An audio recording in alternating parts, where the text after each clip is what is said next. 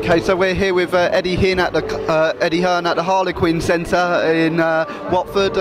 First of all, going back to this past Saturday night in Leeds, what a night that was and what an atmosphere. Absolutely brilliant. I mean, I watched it again, this morning, and it's even better than I remembered. Brilliant, real breakthrough night, not just for Josh Warrington, but the city of Leeds as well, And I'm really excited to go back there early next year, already planning the next date, and I can't wait.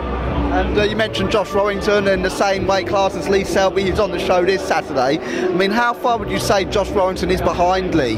Oh, I mean, Selby's just vacated that European and Josh has won it. He's following him every step of the way. So, Selby has a huge fight this Saturday against Joel Brunker in a final eliminator for the world title.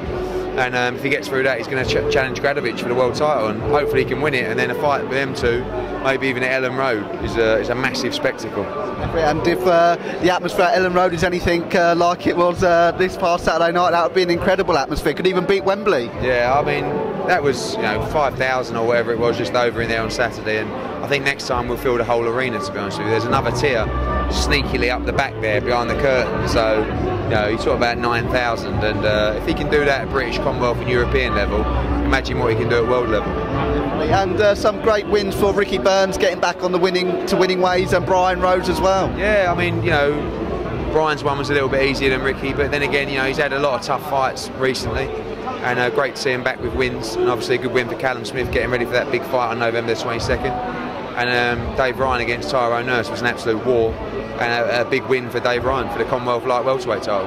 And then going on to this Saturday night, of course we're here in Watford, great turnout for the public workout with Anthony Joshua, who's just signing, and some autographs, taking pictures with some fans. I mean, what can we expect from this Saturday night? It's a tough fight for him, Baktov's a huge step up, but he's looking in great shape, confident. Obviously that first title, WBC international title, first step really in the title progress, and ultimately I think you're going to see another devastating performance from him. And he looks in great shape, and during the summer of course he sparred with the Klitschko's. I mean, it can only build his confidence with all of that. Yeah, sure, and sparring, but obviously held his own, and he enjoyed his time out there, learned a lot in and out of the ring. It's just part of the preparation, part of the journey to get him ready for those big fights himself. And of course it's a year on from when he made his professional debut. Same arena, has many great memories for Anthony and yourself, I'm guessing. Exactly, 9th fight, obviously this is all part of the journey. 1 year on, first title fight, hoping to go to 9-0, and he's going to be a massive star in world boxing, simple as that. And people should get behind it and remember these nights, and you're not going to get a chance to see him like this that often, because most of his fights are going to be sold out. But we're expecting about 6,000 down there on Saturday night. It's going to be a really good night. And of course he's going to be on the show in Liverpool as well. Is it Michael Sprott who's going to be fighting on that show? Michael Sprott on November 22nd, and obviously once we get Sprott and Bakhtov out of the way, it will take all comers in the domestic scene in 2015, and he'll beat them all. Fury, Chisora, Price, even Haye. Price is already talking up a fight because he sees a big payday for him, but it'll have to be a big payday for him because it'll probably be the end. So that's a fight we'd love in 2015, and of course as well Chisora and Fury, and even David Haye. So massive fights for Joshua out there, and everyone loves a heavyweight. And do you think we can see any of those in you're talking about football stadiums, and do you think Vicarage Road could be a possible place for? One of the reasons why we're here, because people want to see Anthony Joshua. This is where he's from, so it's great to come back and give something back to the people from the town that he's from. And if we do something at Vicarage Road, it's going to be massive. But maybe he's bigger than Vicarage Road.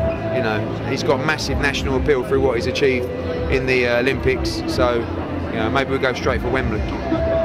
And James DeGale, I understand there's going to be a bit of a press conference on Thursday, and James DeGale's going to be there. What is the next step for James? He's going to fight on November 22nd in a big fight. People will be surprised at the fight he's taking because of the fact that he's mandatory for Carl Froch. So he doesn't have to fight, but he wants to fight, he wants to prove himself, and he wants to get out and do a demolition job on who he's facing. He's confident that he beats anyone in the division. So we'll announce that on Thursday, and it's just part of a huge card on the 22nd. And is the Carl Froch fight still on the cards?